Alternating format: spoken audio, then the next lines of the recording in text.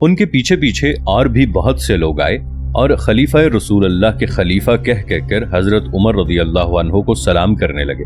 یہ لقب خود انہوں نے ایجاد کیا تھا، لیکن نطق و سماعت کے لیے اس میں جو ثقالت تھی اس پر وہ مطمئن نہ تھے اور اس لقب کی ناموزونی انہیں کھٹک رہی تھی۔ ابھی اس سلسلے میں وہ ایک دوسرے سے باتیں ہی کر رہے تھے کہ ایک شخص آیا اور اس نے یہ کہہ کر حضرت عمر رضی اللہ عنہ کو سلام کیا، سلام اللہ علیکہ یا امیر المؤمنین۔ یہ نیا لقب سن کر لوگ بہت خوش ہوئے اور پسندیدگی ان کے لبوں پر مسکراہٹ بن کر نمایاں ہو گئی۔ اس دن کے بعد سے کسی نے حضرت عمر رضی اللہ عنہ کو خلیفہ رسول اللہ کے خلیفہ کہہ کر خطاب نہیں کیا، بلکہ سب کے سب امیر المؤمنین کہنے لگے، اور یہ لقب ان کے اور ان کے بعد مسلمانوں کے خلفاء و سلاطین کے لیے مخصوص ہو کر رہ گیا۔ حضرت عمر رضی اللہ عنہ کو سب سے پہلے کس نے امیر المؤمنین کہہ کر مخاطب کیا؟ اس کے متعلق ابن عساکر نے تاریخ دمشق میں 2 روایتیں نقل کی ہیں، جن میں پہلی روایت یہ ہے کہ وہ مغیرہ رضی اللہ عنہ بن شعبہ ہیں، جنہوں نے سب سے پہلے حضرت عمر رضی اللہ عنہ کو اس خطاب سے مخاطب کیا تھا، اور دوسری روایت یہ ہے کہ حضرت عمر رضی اللہ عنہ نے عراق کے گورنر کو لکھا کہ وہ ذہین اور شریف آدمی میرے پاس بھیجو جن سے میں رعایا کے متعلق سوال کر سکوں۔ انہوں نے عدی بن حاتم طائی اور لبید بن ربیعہ کو حضرت عمر رضی اللہ عنہ کی خدمت میں بھیج دیا۔ جب یہ دونوں مدینہ پہنچے تو اپنا سامان اتار کر مسجد کے صحن میں رکھا اور اندر داخل ہو گئے۔ حضرت عمرو بن عاص رضی اللہ عنہ سے ان کا سامنا ہوا اور انہوں نے امیر المؤمنین سے اذن حضور لے دیجیے کہا۔ عمرو کہتے ہیں حضرت عمر رضی اللہ عنہ کے پاس پہنچا اور کہا، امیر المؤمنین، عراق کے گورنر نے عدی بن حاتم اور لبید بن ربیعہ کو بھیجا ہے۔ انہوں نے کہا، ہمارے لیے امیر المؤمنین سے اذن حضوری لے دیجیے۔ میں نے کہا، خدا کی قسم تم دونوں نے بالکل ٹھیک کہا، وہ امیر ہیں اور ہم مؤمنین۔ اس دن سے حضرت عمر رضی اللہ عنہ کا یہی خطاب ہو گیا اور مصنفین نے بھی اسی کو رائج کر دیا۔ اب کہ مصنع ہم سے پہلے ہی عراق روانہ ہو چکے ہیں، ہمیں چاہیے کہ جلد سے جلد ان سے مل کر ان کی داستان شروع کریں، یہاں تک کہ ابو عبید رضی اللہ عنہ اپنے لشکر سمیت ہم سے آ ملیں اور اسلامی فوج کی کمان اپنے ہاتھ میں لے کر اس بے نظیر شجاعت کا مظاہرہ کریں جو انجام کار ان کی شہادت پر منتج ہوئی۔ عراق کی دعوت پر سب سے پہلے لبیک کہنے والے ابو عبید بن مسعود الثقفی تھے، اس لیے حضرت عمر رضی اللہ عنہ نے انہی کو امیر لشکر بنایا اور حکم دیا کہ تیاری کے بعد روانہ ہو جائیں۔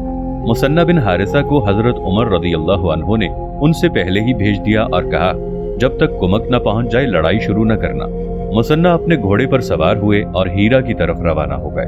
وہ سفر کر رہے تھے اور عہد صدیقی کے واقعات انہیں یاد آ رہے تھے، جب علا بن حضرمی نے بحرین میں مرتدین کو شکست دی تھی اور یہ بھی ان سے جا ملے تھے۔ پھر ان دونوں نے ان شکست خوردہ مرتدین کی تمام راہیں مسدود کر دی تھیں جنہوں نے زمین میں فتنہ و فساد کے شعلے بھڑکائے تھے۔ اس کے بعد یہ ایرانی دستوں کا مقابلہ کرتے اور ان کے حامی قبیلوں کو شکست دیتے ہوئے خلیج فارس کے کنارے کنارے چلے تھے، یہاں تک کہ فرات کے دہانے پر پہنچ گئے تھے۔ اس وقت حضرت ابو بکر صدیق رضی اللہ عنہ نے حضرت خالد بن ولید رضی اللہ عنہ کو ان کی مدد کے لیے بھیجا تھا، اور اس عبقری سپہ سالار کی قیادت میں اس کے دوش بدوش مصنع نے کسرا کی فوجوں کو عبرتناک شکست دی تھی۔ اس کے بعد یہ دونوں لشکر مختلف شہروں میں پھیل گئے تھے، جس کے نتیجے میں ہیرا، انبار اور عین التمر وغیرہ مقامات فتح ہوئے، اور حضرت خالد رضی اللہ عنہ فیراز پہنچ گئے تھے جو شمالی عراق میں شام کی سرحد پر واقع ہے۔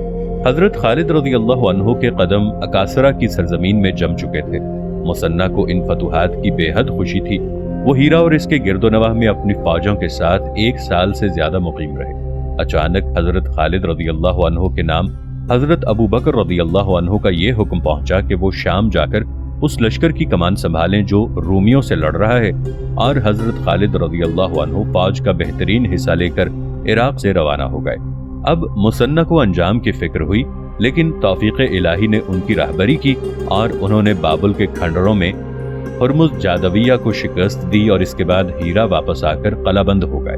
انہوں نے حضرت ابو بکر رضی اللہ عنہ سے درخواست کی کہ تائبین ارتداد کو ان کی مدد کے لیے بھیجا جائے، لیکن حضرت ابو بکر رضی اللہ عنہ کی تمام دلچسپیاں اس وقت شام کے محاذ پر مرتکز تھیں، اس لیے جواب میں تاخیر ہوئی اور مصنع مدینہ روانہ ہو گئے۔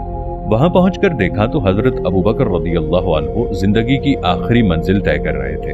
फिर जब आपकी वफात हो गई और हजरत उमर रज़ी अल्लाह अन्हु मनसब खिलाफत पर फायज हुए तो उन्होंने लोगों को मुसन्ना की मदद के लिए इराक जाने की दावत दी और इस इमदादी लश्कर का सालार अबू उबैद रज़ी अल्लाह अन्हु को बनाया। नाजरीन, आगे बढ़ने से पहले कमेंट सेक्शन में हमें अपनी आरा से जरूर आगाह कीजिएगा कि आपको हमारी ये सीरीज कैसी लग रही है। आइंदा आने वाली इक़्साद से बाखबर रहने के लिए हमारे चैनल को सब्सक्राइब कर लें और साथ मौजूद बेल आइकॉन को जरूर क्लिक कर लें। शुक्रिया। मुसन्ना इन वाक़यात को याद कर रहे थे, लेकिन वो इज़्तिराब भी उनकी नज़र से पोशीदा न था जो इन वाक़यात के दौरान में ईरान के उमरा पर छाया हुआ था। फिर इस इज़्तिराब ने ईरान की क़ुव्वत में जो कमज़ोरी और मुसलमानों के इरादे में जो क़ुव्वत पैदा की थी उसका भी उन्हें एहसास था।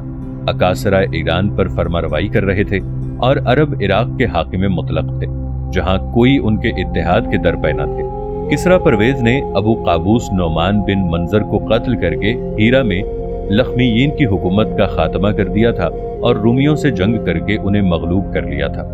इस तरह सरजमीन रूम में उसकी हुकूमत बैतुल मक़दिस और मिस्र तक वसी हो गई थी। लेकिन जब हरकल रोम का बादशाह हुआ तो उसने किसरा से जंग की और उसे पसपा कर दिया।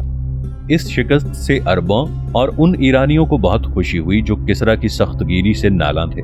इसके बाद जब किसरा के बेटे शेरविया ने उसके खिलाफ बगावत की और उसे कत्ल कर दिया तो ईरान के उमरा में इख्तलाफ पैदा हो गया और इस हादसे के मुतालिक उनकी रायें बट गईं। शेरविया ने बेवकूफ़ी और नातजर्बेकारी की राय इख्तियार की, जिसने उसके दरबारियों को उससे बेजार कर दिया और वो उन उमरा से वाबस्ता हो गया जो तख्त के लालच में उसका साथ देने पर आमादा थे। आखिरकार शेरविया कत्ल कर दिया गया और लालच के ये बंदे आपस में लड़ने मरने लगे। चुनाचे कभी एलानिया और कभी धोखे से एक दूसरे को कत्ल किया जाने लगा। जो कोई अपने हरीफ पर गालिब आता चंद महीने तक तख्त नशीन रहता और कत्ल कर दिया जाता। इस तरह 4 बरस में यके बाद दीगरे 9 बादशाह तख्त पर बैठे।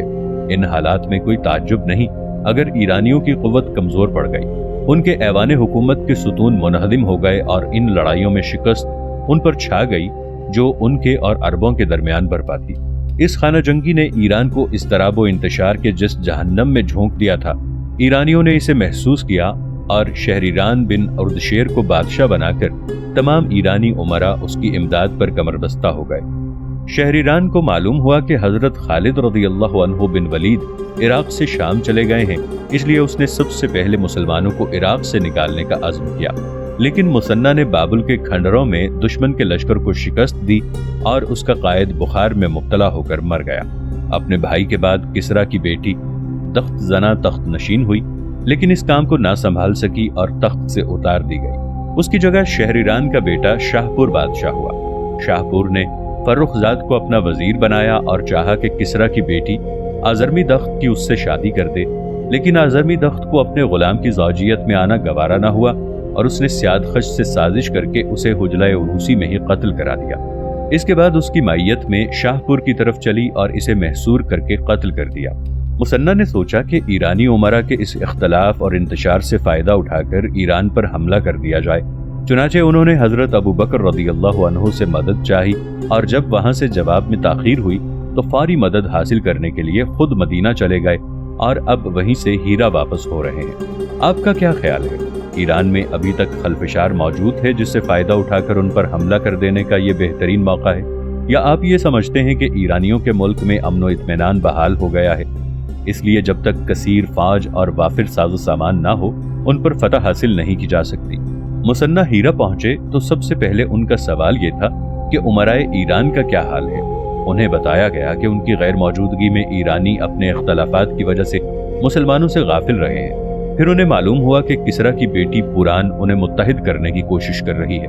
पुरान एक दानिशमंद शहजादी थी, इसलिए ईरान में जब कभी कोई इख्तलाफ रूनुमा होता ईरानी उसके इंसाफ से मुतमईन होकर उसके फैसले को तस्लीम कर लेते थे। जब सियादखश ने फर्रुखजाद को कत्ल कर दिया और आज़रमी दख्त तख्त पर बैठी तो ईरानियों में इख्तलाफ पैदा हो गया। पुरान ने जब देखा कि उनमें मुसालहत की कोई सूरत नहीं है तो फर्रुखजाद के बेटे सिपा सालार रुस्तम को एक आदमी के जरिए उसके बाप के कत्ल की इत्तला भेजी और उसे मदाइन पर हमले के लिए उकसाया। रुस्तम, जो एक मुमताज सिपा सालार था, उस वक्त खुरासान की सरहद पर था। वो अपने लश्कर को लेकर तेजी से मदाइन की तरफ चला। रास्ते में उसकी मुठभेड़ आज़रमी दख्त के लश्कर से हुई।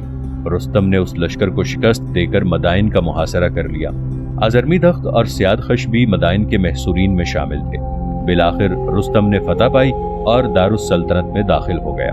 سیادخش قتل کر دیا گیا اور آزرمی تخت کی آنکھیں نکلوا دی گئیں۔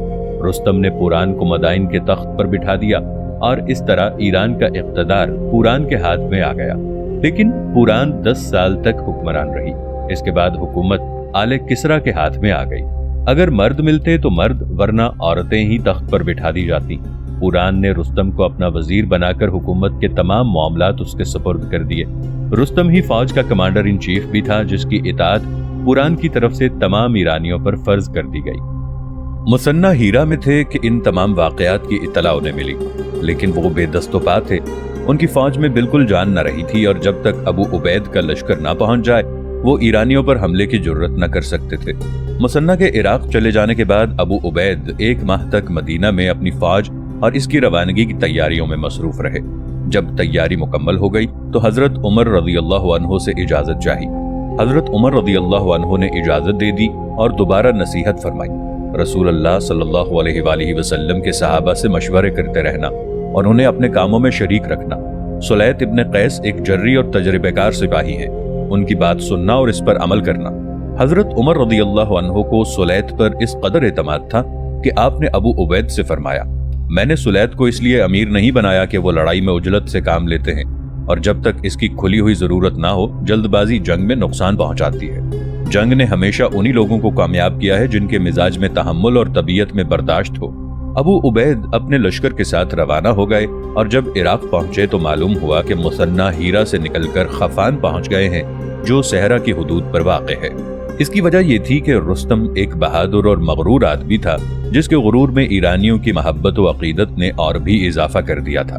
اس کا یہی غرور تھا جس کی بنا پر مورخین نے یہ مشہور کر دیا تھا کہ رستم علم نجوم کا ماہر تھا اور اس نے ستاروں میں ایران کا انجام دیکھ لیا تھا۔ لوگوں نے اس سے پوچھا، جب وہ ستاروں میں ایران کا حشر دیکھ چکا ہے تو پھر حکومت کی باغ دوڑ کس لیے سنبھالی ہے؟ رستم نے جواب دیا، اقتدار کی ہوس اور حکومت کے لالچ میں۔ جب پوران نے زمام حکومت رستم کے حوالے کر دی تو رستم نے اسی وقت ایران کے تمام جاگیرداروں کو ایک فرمان کے ذریعے مسلمانوں پر حملہ کرنے کا حکم دیا اور عوام کو مسلمانوں کے خلاف بھڑکانے کے لیے ملک کے گوشے گوشے میں اپنے نقیب پھیلا دیے۔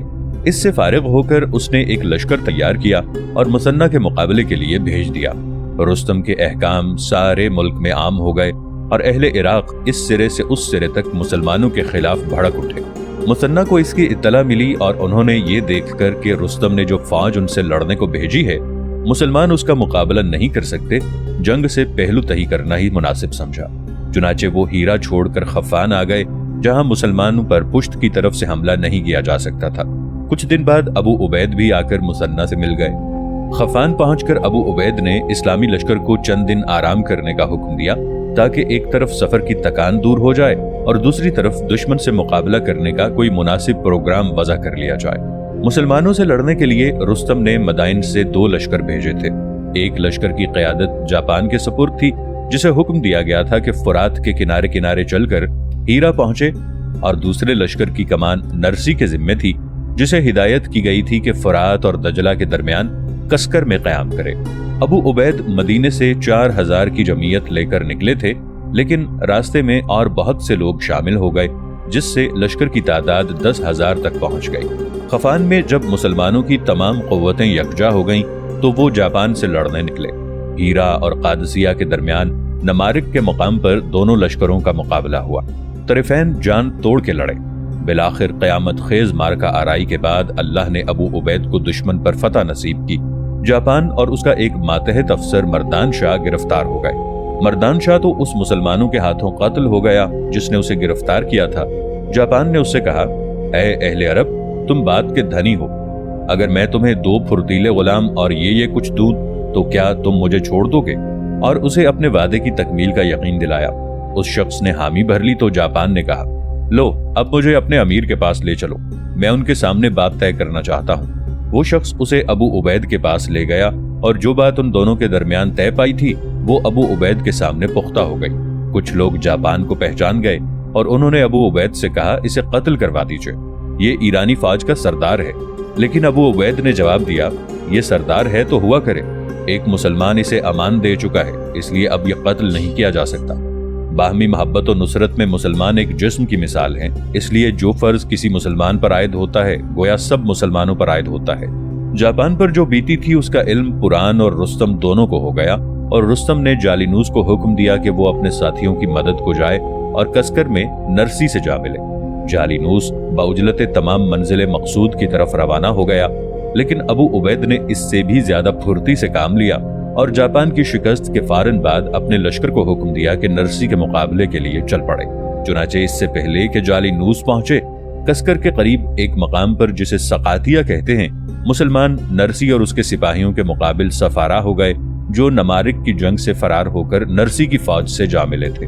नरसी भी जापान से ज्यादा मुसलमानों के सामने ठहर न सका और हरीफ के लिए बेशुमार साजो सामान छोड़कर अपनी फौज के साथ भाग खड़ा हुआ। इसी असना में अबू उबैद को इत्तला मिली कि जालिनूस अपने लश्कर को लेकर बारे समा के मकाम पर पहुंच गया है। ये सुनकर अबू उबैद सीधे बारे समा पहुंचे और फतयाब हुए। नरसी की तरह जालिनूस भी अपने लश्कर समेत ऐसा भागा कि मदाइन पहुंचकर ही दम लिया। अबू उबैद ने अपनी फौज के अफसरों को, जिनमें मुसन्ना सरे फहरिस्त थे, भेजा और वो सरजमीन इराक में इस सिरे से लेकर उस सिरे तक फैल गए, जिससे इराकियों के दिल पर मुसलमानों की धाक बैठ गई और उनके जहन में खालिद रज़ियल्लाहु अन्हु इब्न वलीद और उनके कारनामों की याद एक बार फिर ताज़ा हो गई। वहां के जागीरदारों ने अबू उबैद से अपनी मुखालिफाना कार्रवाइयों की मुआफ़ी चाही और कहा, हम उनके महकूम थे, इसलिए जो कुछ हुआ इसमें हमारे अपने इरादे और इख्तियार का कोई दखल नहीं था। अबू उबैद ने उनसे सुलह कर ली। ये लोग तरह तरह के लजीजो पुरतकल्लुफ ईरानी खाने लेकर अबू उबैद की खिदमत में हाजिर हुए और कहा, हमारी तरफ से ये हकीर हदिया खुलूस कबूल फरमाइए। अबू उबैद ने पूछा, क्या तमाम लश्कर के लिए ऐसे ही खानों का इंतजाम किया गया है? जवाब मिला, नहीं। ये सुनकर अबू उबैद ने खाने से इनकार कर दिया और कहा, ले जाओ, हमें इसकी जरूरत नहीं। कितना बुरा आदमी होगा अबू उबैद अगर वो अकेले अकेले ये खाना खा ले और अपने उन हमवतनों को ना पूछे जो उसकी खातिर अपना खून बहा रहे हैं। नहीं, खुदा की कसम, जब तक सारे मुसलमानों को यही खाना ना मिलेगा मैं इसको हाथ तक नहीं लगाऊंगा, और जब तक सारे लश्कर के लिए इसी किस्म के खाने का इंतजाम नहीं हो गया, अबू उबैद ने उनकी दावत कबूल ना की। सकातिया की जंग में मुसलमानों के हाथ बेशुमार माल गनीमत आया, जिसमें खाने पीने के सामान की खास तौर पर बहुतात थी, लेकिन मुसलमानों ने सबसे ज्यादा उस खजूर को पसंद किया जिसका नाम नरसियान था और जो ईरान के बादशाहों की मनभाती खजूर थी। ये खजूरें सिर्फ मुसलमानों में ही तकसीम नहीं की गईं, बल्कि ईरान के गरीब किसानों को भी खिलाई गईं। इसका खुमस हजरत उमर रज़ियल्लाहु अन्हु की खिदमत में मदीना भेजा गया और साथ ही लिखा गया, अल्लाह ने हमें मरगूब ग़िज़ाएं अरज़ानी से फरमाई हैं, हम चाहते हैं आप भी इन्हें देखें और अल्लाह के फजलो इनाम को याद करें। मुसन्ना वापस हीरा पहुंच गए। देखिए, अब मुसन्ना को भी वहां हजरत खालिद रज़ियल्लाहु अन्हु की सी कामयाबी हासिल होती है या नहीं कि वो कुछ दिन हीरा में क़याम करने के बाद मदाइन फतह कर लें। ये उनकी सबसे बड़ी ख्वाहिश थी, जिसको पहुंचने की तमन्ना उन्हें दिन रात बेचैन रखती थी। लेकिन मुसन्ना की उम्मीद पर जल्द ही आस पड़ गई। रुस्तम, जिसकी नख़वत व जुर्रत का जिक्र हम पहले कर चुके हैं, ये बर्दाश्त न कर सका कि ईरानी फौजें अरबों से शिकस्त खाएं। उसने अपने मुशीराने खास से मशवरा किया, तुम्हारे ख्याल में अरबों पर कौन अजमी गालिब आ सकता है? उन सब ने यक ज़बान होकर कहा, ज़ुल्हाजिब बहमन जादविया। रुस्तम ने बहमन को तलब किया और एक बहुत बड़ी फौज देकर रवाना कर दिया। जालिनूस को भी उसके साथ जाने का हुक्म दिया और डांट कर उससे कहा, अगर तुमने अब के भी बुज़दिली दिखाई तो याद रखना, तुम्हारी गर्दन उड़ा दूंगा। इससे रुस्तम लोगों पर यह जाहिर करना चाहता था कि इस जंग को वो कितना अहम समझता है और मुसलमानों से ईरानियों की शिकस्त का बदला लेने के उसके दिल में कितनी बेचैनी थी। ईरानी लश्कर के आगे आगे चीते की खाल का बना हुआ दरफश कावियानी था, जिसका तूल 12 हाथ था और अर्ज 8 हाथ। बहमन इस शान से अपने लश्कर को लेकर मदाइन से निकला। अबू उबैद पहले ही अपने लश्कर के साथ कसुल मुनातिफ नामी एक आबादी में पहुंच गए थे और दरिया उबूर करके दुश्मन के इंतजार में कलाबंद हो बैठे थे। कुछ दिन बाद बहमन भी पहुंच गया। अब फरीकैन के दरमियान सिर्फ दरिया हायल था। बहमन ने अबू उबैद को पैगाम दिया कि या तो तुम दरिया उबूर करके इस तरफ आ जाओ या हमें उस तरफ आने का मौका दो। अबू उबैद को उनके साथियों ने मशवरा दिया कि ईरानियों को दरिया उबूर करने का मौका दिया जाए, लेकिन अबू उबैद ने इसमें बुज़दिली महसूस की और कहा, वो हमसे ज्यादा मौत पर दलेर नहीं है, दरिया हम उबूर करेंगे।